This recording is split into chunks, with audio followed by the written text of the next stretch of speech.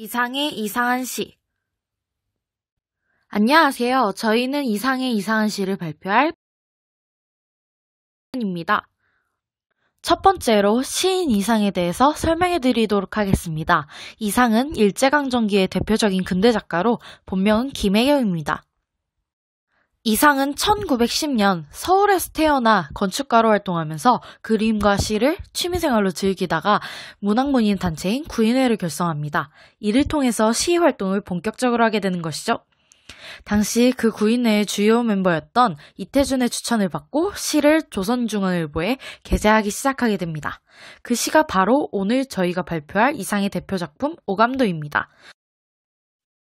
우선 오감도의 뜻은 무엇일까요? 오감도는 조감도라는 단어를 변형하여 만드는 단어입니다. 새가 높은 곳에서 아래를 내려다본 것과 같은 상태의 도면을 조감도라고 합니다. 여기서 세조의 한 획을 빼서 까마귀 오자로 바꾸었으면 오감도라는 단어가 탄생하는 것이죠. 이러한 특이한 제목 때문에 초기 조판 과정에서 몇 번이나 조감도로 수정되었다는 일화가 전해지기도 합니다. 오감도라는 제목은 까마귀가 하늘에서 그 시대 사람들의 추악한 모습을 내려다본다는 뜻이 담겨져 있고 전통적으로 불행을 의미했던 까마귀라는 단어 또한 이 시의 분위기를 꺼림칙하게 하고 있습니다. 저희는 오감도의 시제 중 제1호와 4호를 준비했습니다. 우선 오감도 제4호를 먼저 보도록 하겠습니다. 이상의 시 오감도 제4호는 의사의 진료 차트를 패러디한 시로 작가 본인의 자아 분열을 표현했습니다.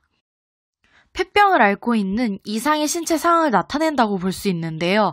1부터 9까지 대칭되는 숫자를 나열함으로써 1은 양호한 상태를 0은 결핍의 상태로 해석을 해본다 하면 한쪽 폐는 망가져 있는 폐라고 볼 수 있는 것입니다. 숫자가 거꾸로 되어 있다는 점에서 이러한 해석은 충분한 설득력을 갖고 있습니다. 따라서 자신의 망가진 폐를 이미지로 표현했다고 할 수 있는데요. 이를 통해서 이상은 이전에는 없었던 새로운 형태의 시 문학을 제시하였습니다. 다음은 이상의 오감도 제1호 13인의 아해인데요. 13인의 아해는 식민지 지식인들의 불안한 자화상, 불안한 현대인의 의식세계를 상징하고 있습니다. 13명의 아이들이 두려움에 가득 찬 채 뛰어가고 있습니다. 마치 추격을 하듯이 제1의 아이, 제2의 아이가 뛰면 그 이어 남은 아이들이 뛰어갑니다. 그런데 시의 후반부를 넘어가서 보면 무서움에 대한 실체가 이 안에 있을 수 있다고 하는 것을 보여주고 있습니다. 이들이 공포의 주체이자 객체라는 것이죠. 이처럼 공포의 본질조차 파악할 수 없는 상태를 내포함으로써 자기 분열의 상황 속에 느끼는 불안의식을 표현하고 있습니다. 뚫린 골목은 일련의 막다른 골목길과 상반된 진술로 결국 상황이 어떻게 변하든 불안과 공포는 계속될 것임을 암시합니다. 13인의 아이가 도로로 질주하지 아니하여도 좋소의 부분 또한 역시 일련의 진술과 상반된 진술로 질주를 하든 하지 않든 주어진 상황이 달라지지는 않을 것임을 의미하며 그것이 가장 큰 절망과 공포라고 할 수 있는 것입니다. 이 시의 가장 큰 특징으로는 띄어쓰기를 하지 않는다는 점을 꼽을 수 있는데요. 띄어쓰기를 하지 않음으로써 급박함을 효과적으로 드러내고 자아의 연속성을 이야기하고 있다고 볼 수 있습니다. 또한 질주하는 것과 하지 않는 것이 같다고 표현함으로써 질주를 하나 안 하나 달라지지 않는 상황, 그런 암울한 현실에 대한 지식인의 큰 절망과 공포를 나타내고 있습니다. 지금까지 이상의 시 오감도 제4호, 제1호를 만나보았는데요. 이러한 독특한 시들을 써낸 이상이 한국 문학에서 가지는 의의는 무엇일까요? 시라고 하는 것은 보통 언어를 가지고 그 안에 상징성을 담아내고 은유를 연상해서 이미지를 그려내는 것이 일반적이지요. 그런데 이상은 파격적으로 시를 텍스트가 아닌 이미지로 표현하면서 이전에는 없었던 새로운 형태의 문학을 제시한 것입니다. 그러나 안타깝게도 이러한 새롭고 혁신적인 이상의 시는 당시 문학계에서 그다지 좋은 평가를 받지 못합니다.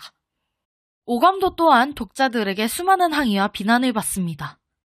결국 오감도는 시제 12호에서 멈추게 되는데요. 본래 30호까지 연재가 됐어야 했지만 항의가 너무도 거센 나머지 연재가 중지되어 버린 것입니다.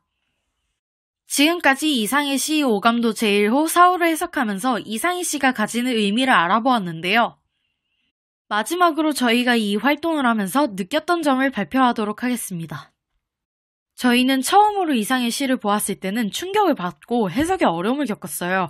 하지만 점점 그의 시를 알아갈수록 기존의 문학작품이 가진 형식에 한정되지 않고 기존까지 존재하지 않았던 독특한 형식과 제재를 사용했다는 점에서 새로움을 느낄 수 있었습니다.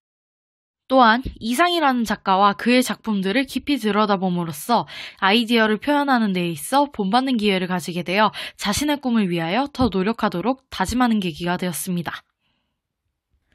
이상으로 저희의 발표를 마치도록 하겠습니다. 감사합니다.